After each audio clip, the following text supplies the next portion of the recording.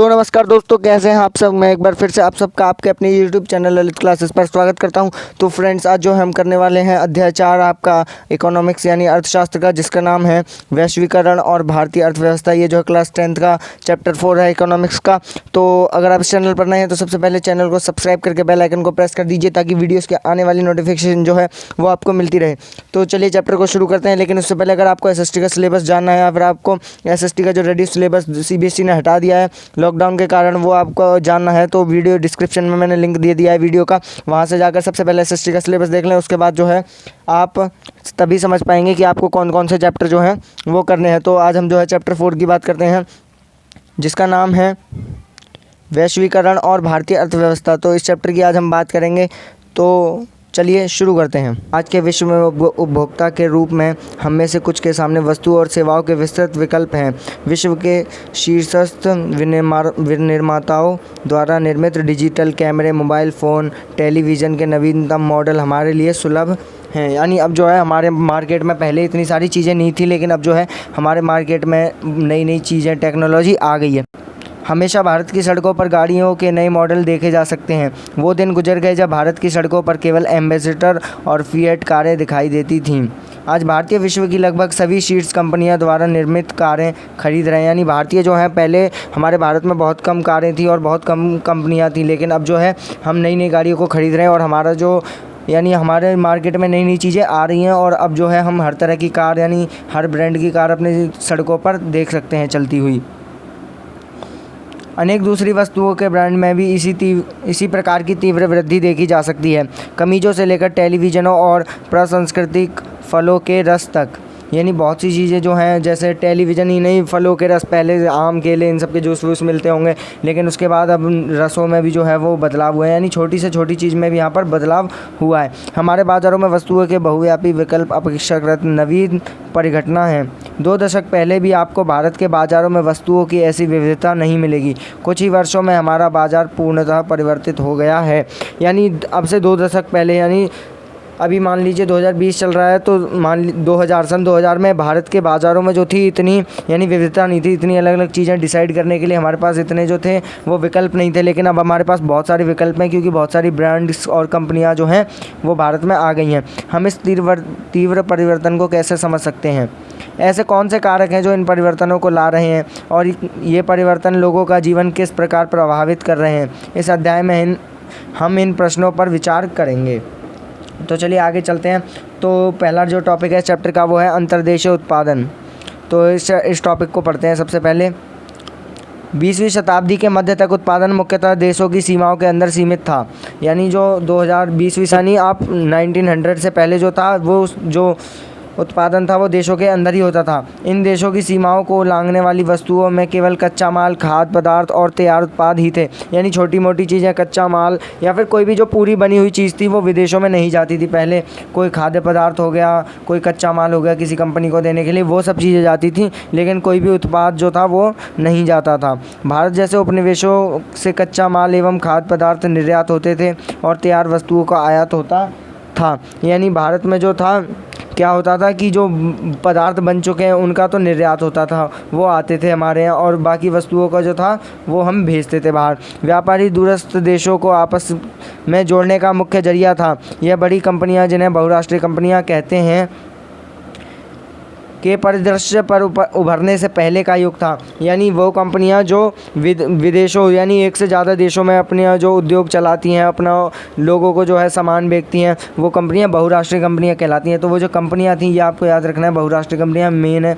मैंने आपको इसकी डेफिनेशन बताई दी है। तो ये जो कंपनियां थी, इनके उभरने से पहले, यानी ये जो बहुराष्ट्रीय कंपनियां बड़ी हुई, उससे पहले जो है ऐसा नहीं था। पहले जो था वो कच्चा माल ही और छोटी मोटी चीज़ों का ही जो है आयात निर्यात होता था।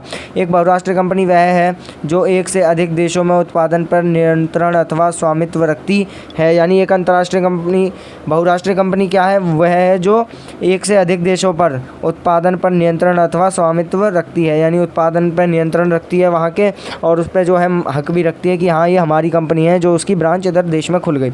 बहुराष्ट्रीय कंपनियां उन प्रदेशों में कार्यालय तथा उत्पादन के लिए कारखाने स्थापित करती हैं जहां उन्हें सस्ता श्रम एवं संसाधन मिल सकते हैं। उत्पादन लागत में कमी करने तथा अधिक लाभ कमाने के लिए बहुराष्ट्रीय कंपनियां बहुराष्ट्रीय कंपनियां ऐसा करती हैं निम्न उदाहरण पर विचार करते हैं, यानी अधिक लाभ कमाने के लिए ऐसे देशों को ढूंढती हैं ये कंपनियां जो विकासशील है, यानी विकास की राह पे अभी चल रहे हैं, अभी ये पूरी तरह से विकसित नहीं हुए हैं, ताकि वहाँ पर जो है ये अपना सामान जो है वो सप्लाई कर सके और अधिक से अधिक लाभ कमा सकें। तो यहाँ पर जो है वो एक उदाहरण दिया गया है, तो उदाहरण को भी समझ लेते हैं।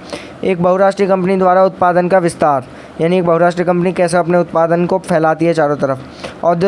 औद्योगिक उपकरण बनाने वाली एक बड़ी बहुराष्ट्रीय कंपनी संयुक्त राज्य अमेरिका के अनुसंधान केंद्र में अपने उत्पादों का डिज़ाइन तैयार करती है। उसके पुर्जे चीन में विनिर्मित होते हैं, पर इन्हें जहाज़ में लाकर मैक्सिको और पूर्वी यूरोप में लाया जाता है, जहां उपकरण के पुर्जों को जोड़ा जाता है और तैयार उत्पाद को विश्व भर में बेचा जाता है।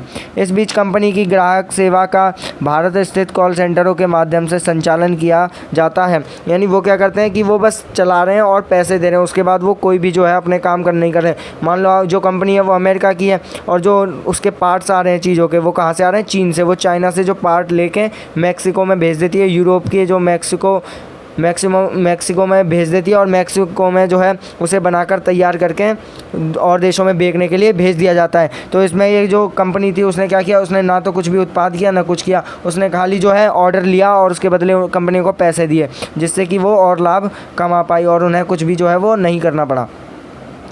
इस उदाहरण में बहुराष्ट्रीय कंपनी केवल वैश्विक स्तर पर ही अपना तैयार उत्पादन नहीं बेच रही, बल्कि अधिक महत्वपूर्ण यह है कि वस्तुओं और सेवाओं का उत्पादन विश्व स्तर पर कर रही हैं। यानी ये जो कंपनियां हैं वो दूसरे देशों में ही, मतलब वैश्विक स्तर पर ही जो है अपने उत्पादनों को नहीं बेच रही हैं, ये क्या कर रही हैं कि उसको वस्तुओं और सेवाओं का उत्पादन विश्व स्तर पर कर रही हैं। यानी ये ऐसा नहीं है कि अपने देश में बना के दूसरे देशों में भेज रही हैं, ये दूसरे देशों से मंगा के दूसरे देशों में बना के और दूसरे देशों में ही भेज देती हैं। यानी इन्हें कुछ भी जो है वो नहीं करना पड़ता, इनके पास पैसे भी आ जाते हैं, उसी देश से लिया, बनाया और वापस उसी देश को बेच दिया। लेकिन फ़ायदा किसका हुआ? इनका। परिणामतः उत्पादन प्रक्रिया क्रमशः जटिल ढंग से संगठित हुई है। अभी मैंने आपको बताया जटिल ढंग से, यानी कि पहले अभी मैंने आपको बताया कि पहले जो है हमने उनसे सामान लिया, उसके बाद उसको बनाया, वो भी दूसरे देश में बनवाया गया और उसके बाद जो है उन्हीं को वापस बेच दिया गया। तो ये बहुत जटिल है। उत्पादन प्रक्रिया छोटे भागों में विभाजित और विश्व भर में फैली हुई है। ऊपर दिए गए उदाहरण में चीन का एक सस्ता विनिर्माण केंद्र होने का लाभ प्रदान करता है। मैक्सिको और पूर्वी यूरोप अमेरिका और यूरोप के बाज़ारों में अपनी निकटता के कारण लाभप्रद है। भारत में अत्यंत कुशल इंजीनियर उपलब्ध हैं जो उत्पादन के तकनीकी पक्षों को समझ सकते हैं। यहाँ अंग्रेजी बोलने वाले शिक्षित युवक भी हैं जो ग्राहक देखभाल सेवाएं उपलब्ध करा सकते हैं। ये सभी चीज़ें बहुराष्ट्रीय कंपनी की लागत का लगभग 50 से 60% बचत कर सकती हैं। अतः वास्तव में सीमाओं के पार बहुराष्ट्रीय उत्पादन प्रक्रिया के प्रसार से असीमित लाभ हो सकता है। यानी ये कंपनियाँ क्या करती हैं कि ये जो है 50 से 60% जो है वो अपना बचा लेती हैं और बाकी का जो है किसी को सैलरी देने में, उत्पादन को खरीदने में और उसके बाद जो है इन सब चीज़ों में खर्च करती हैं। यानी इन्हें जो है वो बहुत फ़ायदा होता है। इसलिए यहाँ पर क्या गया है कि ये प्रक्रिया के प्रसार से असीमित लाभ हो सकता है, यानी इतना लाभ हो सकता है कि जिसकी कोई सीमा नहीं है। उसके बाद जो है हमारा अगला टॉपिक है विश्व भर के उत्पादन को एक दूसरे से जोड़ना। यानी विश्व भर में जो उत्पादन हो रहा है वो हमारे देश में कैसे लाया जाता है, उसको कैसे जोड़ते हैं, क्या क्या कारक हैं जो उसको जोड़ते हैं, तो उसके बारे में पढ़ते हैं। सामान्यतः बहुराष्ट्रीय कंपनियां उसी स्थान पर उत्पादन इकाई स्थापित करती हैं जो बाजार के नज़दीक हो, जहां कम लागत पर कुशल और अकुशल श्रम उपलब्ध हो और जहां उत्पादन के अन्य कारकों की उपलब्धता सुनिश्चित हो। यानी वो ऐसी जगह पर जो है अपना कार्यालय या फिर अपना जो उद्योग खोलती हैं जहां पर लोगों को चीज़ों की ज़रूरत हो, अभी उन्होंने विकास नहीं किया हो, विकासशील कोई देश हो, वो वहाँ पर अपना जो है वो कंपनी खोल लेती हैं और जहाँ पर पैसे कम देने पड़े लोगों को और काम ज़्यादा करवा सकें वो, इस तरह से। साथ ही बहुराष्ट्रीय कंपनियां सरकारी नीतियों पर भी नज़र रखती हैं जो उनके हितों का देखभाल करती हैं। आप बाद में इस अध्याय में सरकारी नीतियों के बारे में अध्ययन करेंगे। इन परिस्थितियों को सुनिश्चित करने के बाद ही बहुराष्ट्रीय कंपनियां उत्पादन के लिए कार्यालयों और कारखानों की स्थापना करती हैं। परिसंपत्तियों जैसे भूमि, भवन, मशीन और अन्य उपकरणों की खरीद में व्यय की गई मुद्रा को निवेश कहते हैं। अभी आपको याद करना है कि निवेश क्या होता है। निवेश वो होता है जैसे कि हमने कोई भी कंपनी खोली, उसमें जो हमने पैसा लगाया उसे हम निवेश कहेंगे। यानी हमने भूमि खरीदने में, भवन खरीदने में, बिल्डिंग खरीदने में या फिर मशीन खरीदने में, जो भी हमने पैसा उसमें लगाया उस बिज़नेस को करने में, उसे हम क्या कहेंगे? निवेश। तो ये आपको याद रखना है, सिंपल सी डेफिनेशन है इसकी। बहुराष्ट्रीय कंपनियों द्वारा किए गए निवेश को विदेशी निवेश कहते हैं। और जो निवेश हम करते हैं, यानी अपने देश में ही निवेश करेंगे तो वो ओनली निवेश है। लेकिन जब कोई बहुराष्ट्रीय कंपनी यानी कोई बाहरी देश की कंपनी हमारे देश में आकर पैसे लगाएगी तो वो बहुराष्ट्रीय विदेशी निवेश कहलाएगा। तो क्या कहलाएगा? विदेशी निवेश, जिसे विदेशी निवेश कहा जाएगा। कोई भी निवेश इस आशा से किया जाता है कि ये परिसंपत्तियां लाभ अर्जित करेंगी, और वो निवेश इसलिए करती हैं ताकि उन्हें भी लाभ हो और जो हमारी कंपनीज़ हैं भारत की वो उनके साथ मिल जाती हैं ताकि लोग उन्हें पसंद करें। तो आई होप ये आपको सब कुछ समझ में आ रहा होगा। और गाइस, वीडियो अगर अच्छी लग रही है तो वीडियो को लाइक कर देना प्लीज़, और अगर चैनल सब्सक्राइब कर देना। और कमेंट में अगर आपको कोई डाउट हो तो बता देना मुझे, मैं आपको रिप्लाई करने की कोशिश करूँगा। तो आगे देखते हैं, आगे बहुराष्ट्रीय कंपनियों के बारे में पढ़ते हैं। लेकिन बहुराष्ट्रीय कंपनियों के निवेश का सबसे आम रास्ता स्थानीय कंपनियों को खरीदना और उसके बाद उत्पादन का प्रसार करना है। लेकिन बहुराष्ट्रीय कंपनियां निवेश कैसे करती हैं? वो जो है भारत की, जैसे मान लो कोई कंपनी भारत में आई तो वो भारत की किसी फेमस कंपनी को जो है खरीद लेगी, या फिर उसमें जो है अपना जो है कुछ परसेंटेज शेयर्स कर देगी, ताकि वो निवेश भी हो गया और अब फ़ायदा जो होगा वो बहुराष्ट्रीय कंपनी को भी होगा। अपार संपदा वाली बहुराष्ट्रीय कंपनियां यह आसानी से कर सकती हैं। उदाहरण के लिए एक बहुत बड़ी अमेरिकी बहुराष्ट्रीय कंपनी कारगिल फूड्स ने परक फूड्स जैसी छोटी भारतीय कंपनियों को खरीद लिया। यानी एक बड़ी कंपनी थी अमेरिका की जिसका नाम था फूड्स, कारगिल फूड्स, जिस कंपनी का नाम था यहाँ पर दे रखा है कारगिल फूड्स। और उसने क्या किया कि परक फूड्स नाम की भारत की एक कंपनी थी, उसे खरीद लिया। परक फूड्स ने भारत के विभिन्न भागों में एक बड़ा विपणन तैयार कर रखा था, जहाँ उसके ब्रांड काफ़ी प्रसिद्ध थे। परक फूड्स के 4 तेल शोधक केंद्र भी थे, जिस पर अब कारगिल का नियंत्रण हो गया था। अब कारगिल 50 लाख पैकेट प्रतिदिन निर्माण क्षमता के साथ भारत में खाद्य तेलों का सबसे बड़ा उत्पादक कंपनी है। यानी पहले क्या किया कि उन्होंने जो है भारत में आकर उस कंपनी को खरीद लिया। अब उस कंपनी का तो पहले से ही नाम था, तो उस कंपनी के बदले जो थे वहाँ उसके जो थे कम से कम यहाँ पर दिया गया है कि 50 लाख पैकेट वो जो था वो दिन में बनाता था। यानी अब उस कंपनी को खरीद लिया। उसके बाद उसके कुछ तेल के जो थे वो खाने के वो भी थे, तेल खाने भी थे जिनसे वो तेल निकालती थी, अब उनको भी खरीद लिया। जब पूरी कंपनी खरीद ली तो अब वो क्या करते थे कि वो पैकेट 50 लाख रोज़ पैकेट बनाते थे और उस कंपनी के नाम से बेचते थे जो भारत में फेमस है, क्योंकि उन्होंने जो है उस कंपनी को खरीद लिया था। तो उस कंपनी के नाम से बेचते थे और खुद फ़ायदा कर लेते थे अपना। वास्तव में कई शीर्षस्थ बहुराष्ट्रीय कंपनियों की संपत्ति विकासशील देशों की सरकारों के संपूर्ण बजट से भी अधिक है। यानी कई कंपनियां तो ऐसी हैं बहुराष्ट्रीय कंपनियां जिनको जो विकासशील देशों में आकर जो है सरकार का जितना बजट होता है उससे भी ज़्यादा जो है वो कमा लेती हैं। ऐसी अपार संपत्ति वाली बहुराष्ट्रीय कंपनियों की शक्ति और प्रभाव पर विचार करें। बहुराष्ट्रीय कंपनियां एक अन्य तरीके से उत्पादन नियंत्रित करती हैं। यानी एक और तरीका है जिससे जो बहुराष्ट्रीय कंपनियां, एक तो खरीद लिया उन्होंने कंपनी को, और दूसरा तरीका भी है जो हम पढ़ने वाले हैं। विकसित देशों की बड़ी बहुराष्ट्रीय कंपनियां छोटे उत्पादकों को उत्पादन का ऑर्डर देती हैं। वस्त्र, जूते, चप्पल और खेल के सामान ऐसे उद्योग हैं जहां विश्व भर में बड़ी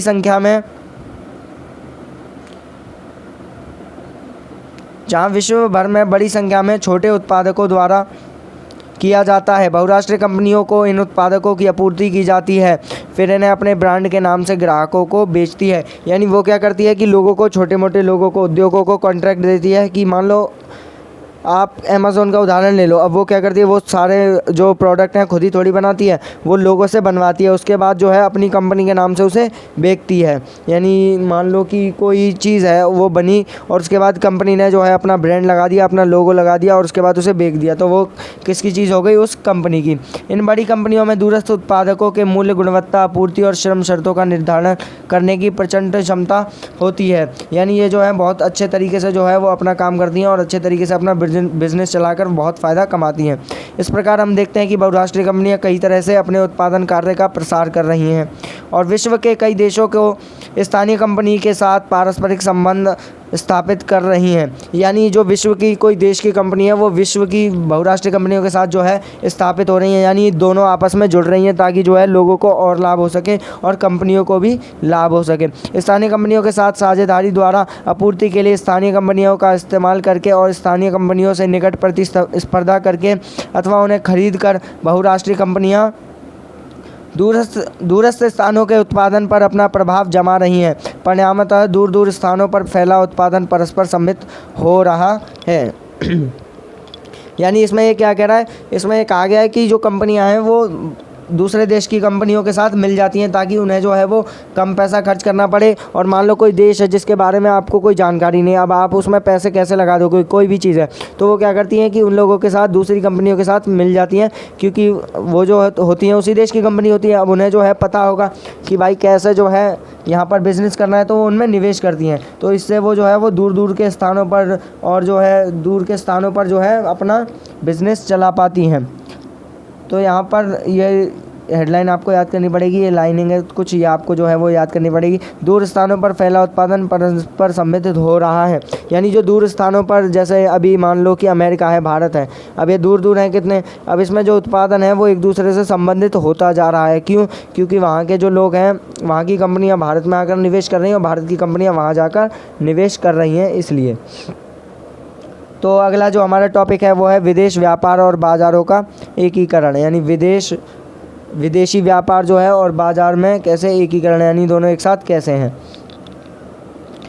लंबे समय से विदेश व्यापार विभिन्न देशों को आपस में जोड़ने का मुख्य माध्यम रहा है। इतिहास में आपने भारत और दक्षिण एशिया को पूर्व और पश्चिम के बाज़ारों से जोड़ने वाले व्यापार मार्गों पर इन मार्गों से पहले वाले गहन व्यापार के बारे में पढ़ा होगा। आपको यह भी याद होगा कि व्यापारिक हितों के कारण ही व्यापारिक कंपनियां जैसे ईस्ट इंडिया कंपनी भारत की और आकर्षित हुई। आखिरकार विदेशी व्यापार का बुनियादी कार्य क्या है?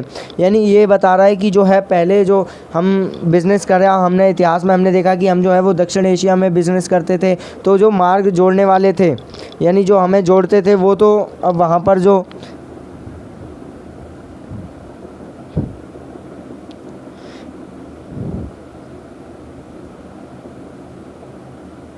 लंबे समय से विदेश व्यापार विभिन्न देशों को आपस में जोड़ने का मुख्य माध्यम रहा है।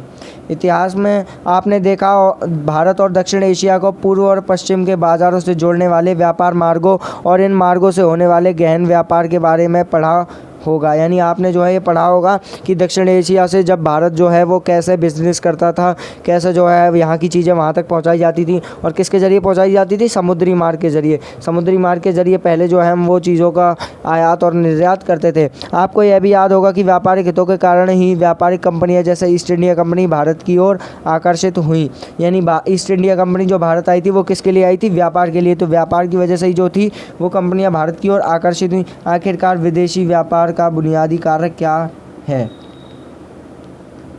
सरल शब्दों में कहा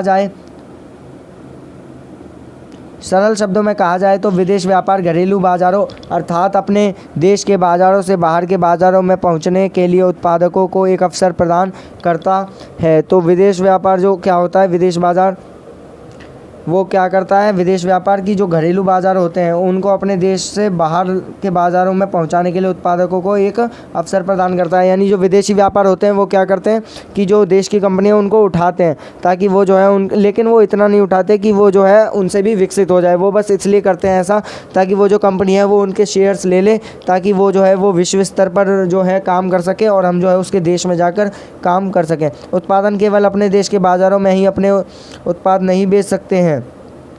यानी जो उत्पादक हैं, जो बनाने वाले हैं, वो केवल अपने देश के बाज़ारों में ही सामान को नहीं बेच सकते बल्कि विश्व के अन्य देशों के बाज़ारों में भी प्रतिस्पर्धा कर सकते हैं।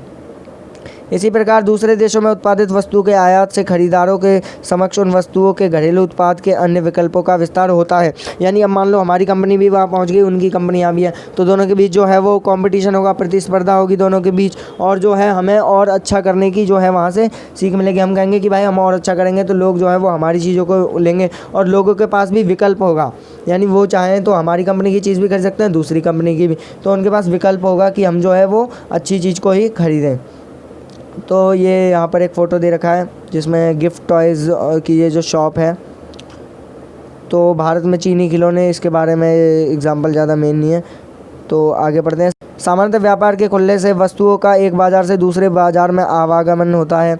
बाज़ार में वस्तुओं के विकल्प बढ़ जाते हैं। दो बाज़ारों में एक ही वस्तु का मूल्य एक समान होने लगता है। अब दो देशों के उत्पादक एक दूसरे से हज़ारों मील दूर होकर भी एक दूसरे से प्रतिस्पर्धा कर सकते हैं। क्या होता है कि जब एक ही देश में दो तरह के मतलब दो कंपनियां आ जाती हैं, तो वो क्या करती हैं, लोगों के पास विकल्प होता है, लोग जो है वो अच्छी चीज़ों का उत्पादन करने लगते हैं, उनके जो है मूल्य भी अपने कम कर लेते हैं। वरना अगर मान लो कोई एक ही कंपनी होगी तो वो जो है अपने मूल्य को बढ़ाती जाएगी। अब लोगों को ज़रूरत है तो लोगों को ज़बरदस्ती जो है वो खरीदना पड़ेगा। लेकिन उनके पास अगर दो विकल्प होंगे, दो या उससे ज़्यादा कई सारे विकल्प होंगे, तो वो जो है अपने विकल्प के अनुसार सस्ती और बढ़िया क्वालिटी की चीज़ें खरीद सकते हैं। इस प्रकार विदेशी व्यापार विभिन्न देशों के बाज़ारों को जोड़ने के यहाँ एकीकरण में सहायक होता है। और इस तरह से जो भी अब तक हमने पढ़ा, इसी प्रकार से जो है वो विदेशी व्यापार देशों को आपस में जोड़ता है। तो आई होप आपको इतना जो है वो समझ में आ गया होगा, क्योंकि अब जो है हमारा टॉपिक ये जो है वो बहुत इंपॉर्टेंट है। तो आपको जो है वो इसे बिल्कुल ध्यान से समझना है। अभी तक जो आपने समझा है उसे अपने दिमाग में बिठा लीजिए और उसके बाद इस टॉपिक पर ध्यान दीजिए कि वैश्वीकरण क्या है। ये जो हमारा नया टॉपिक है, अब वैश्वीकरण क्या है, तो चलिए इसे भी पढ़ते हैं। विगत 2-3 दशकों से अधिकांश बहुराष्ट्रीय कंपनियां विश्व में उन स्थानों की तलाश कर रही हैं जो उनके उत्पादन के लिए सस्ते हों। यानी कुछ पिछले 20-30 साल से जो है वो कंपनियां ऐसी जगहों को ढूंढ रही हैं जहां पर जो है देश विकासशील हो, यानी विकास कर रहा हो, और उनके उत्पादन के लिए जो है उन्हें सस्ता माल मिल सके। इन देशों में बहुराष्ट्रीय कंपनियों के निवेश में वृद्धि हो रही है।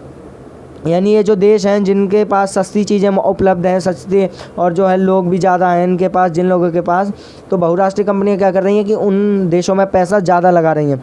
साथ ही विभिन्न देशों के बीच विदेश व्यापार में भी तीव्र वृद्धि हो रही है।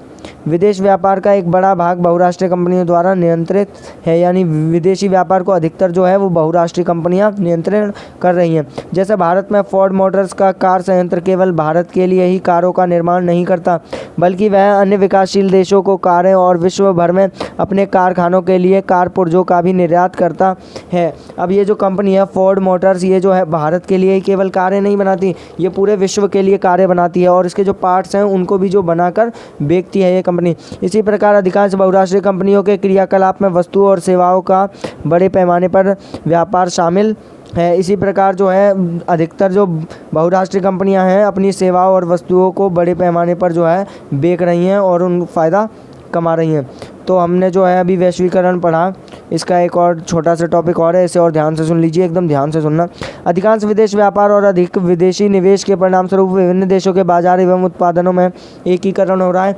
अब ये एकीकरण क्या है? एकीकरण यह है कि जो दो देश हैं या फिर दो देशों की कंपनियां हैं वो आपस में एक दूसरे से परस्पर संबंध, यानी एक दूसरे से संबंध बनाकर चल रही हैं और काम कर रही हैं। तो अब क्या हो रहा है कि जो विदेशी कंपनियां हैं वो देशों में, विभिन्न देशों के बाज़ारों में जो है अपने निवेश कर रही हैं, जिससे कि बाज़ार में उत्पादनों का एकीकरण बढ़ रहा है। विभिन्न देशों के बीच परस्पर संबंध और तीव्र एकीकरण की प्रक्रिया ही वैश्वीकरण है। अब यहाँ पर वैश्वीकरण की भी जो है वो डेफिनेशन दी गई है। तो विभिन्न देशों के बीच, यानी जो कई सारे देश हैं उनके बीच परस्पर, यानी एक दूसरे से जो संबंध और तीव्र एकीकरण की प्रक्रिया ही वैश्वीकरण है। यानी तेज़ी से जो दो देश आपस में संबंध रखकर जो है बिजनेस कर रहे हैं, उसी को जो है हम वैश्वीकरण कहेंगे। तो आपको ये डेफिनेशन याद रखनी है, ये भी इंपॉर्टेंट है। बहुराष्ट्रीय कंपनियां वैश्वीकरण की प्रक्रिया में मुख्य भूमिका निभा रही हैं। यानी जो बहुराष्ट्रीय कंपनियां हैं वो वैश्वीकरण की प्रक्रिया में जो है वो महत्वपूर्ण भूमिका निभा रही हैं। विभिन्न देशों के बीच अधिक से अधिक वस्तुओं और सेवाओं, निवेश और प्रौद्योगिकी का आदान प्रदान हो रहा है। विगत कुछ दशकों की तुलना में विश्व के अधिकांश भाग एक दूसरे से अपेक्षाकृत अधिक संपर्क में आए हैं। यानी पिछले कुछ दशकों से जो है, यानी पिछले कुछ 10-15 सालों से जो कंपनियां हैं या फिर जो लोग हैं वो एक दूसरे से ज़्यादातर संपर्क में आ रहे हैं। यानी एक दूसरे से, पहले हमारे पास इतनी टेक्नोलॉजी नहीं थी कि जो है हम किसी से फ़ोन करके बात कर सकें या फिर कुछ कर सकें, लेकिन अब जो है हमारी टेक्नोलॉजी तीव्र गति से, यानी तेज़ी से, बहुत 3 गुना तेज़ी से विकसित हो रही है। इसलिए जो है हम अब हर चीज़ को संभव बना पा रहे हैं। वस्तुओं, सेवाओं और निवेशों, प्रौद्योगिकी के अतिरिक्त विभिन्न देशों के आपस में जोड़ने का एक और माध्यम हो सकता है। यानी इन सब चीज़ों के अलावा, जैसे वस्तुओं और सेवाओं, निवेशों और प्रौद्योगिकी के अलावा भी जो है दूसरे देशों को आपस में जोड़ने का एक और माध्यम हो सकता है। यानी एक और माध्यम है, यह माध्यम है विभिन्न देशों के बीच लोगों का आवागमन।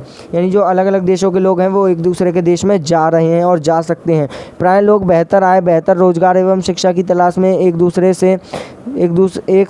देश से दूसरे देश में आवागमन करते हैं। किंतु विगत कुछ दशकों में अनेक प्रतिबंधों के कारण विभिन्न देशों के बीच लोग आवागमन में अधिक वृद्धि नहीं हुई है। यानी क्या होता है कि लोग जो है वो शिक्षा की तलाश में, नए रोजगार की तलाश में, व्यापार की तलाश में जो है एक देश से दूसरे देश में जाते हैं। लेकिन कुछ देशों मतलब कुछ समय से ऐसा होता आ रहा है कि जो देश हैं वो कुछ प्रतिबंध लगा देते हैं कि भाई आप जो है इस देश में नहीं जा सकते। इसके कारण क्या हुआ है कि जो आवागमन है यानी आने जाने का जो कार्य है उसमें ज़्यादा वृद्धि यहाँ पर नहीं हुई है। तो आई होप ये वीडियो आपको समझ में आ गई होगी। तो फ्रेंड्स, अगर वीडियो अच्छी लगी हो तो प्लीज़ वीडियो को लाइक करना। तो हमारा जो अगला टॉपिक है ये हम आपको नेक्स्ट पार्ट में बताएंगे। ये चैप्टर थोड़ा सा ही रह गया। इस चैप्टर को ख़त्म करने के बाद जो है आपका एक चैप्टर रह जाएगा इस बुक में केवल। तो फ्रेंड्स, वीडियो को लाइक करना, चैनल को सब्सक्राइब करके तो अवश्य ही जाना। So thank you so much for watching this video. और हाँ, अगर आपको इसका सिलेबस SST का सिलेबस अभी पता नहीं है तो मैंने डिस्क्रिप्शन में लिंक दे दिया है, उस पर से जाके आप जो है SST का सिलेबस लिख सकते हो। और अगर आपका कोई डाउट है तो मेरे को कमेंट में ज़रूर बताना। So good bye.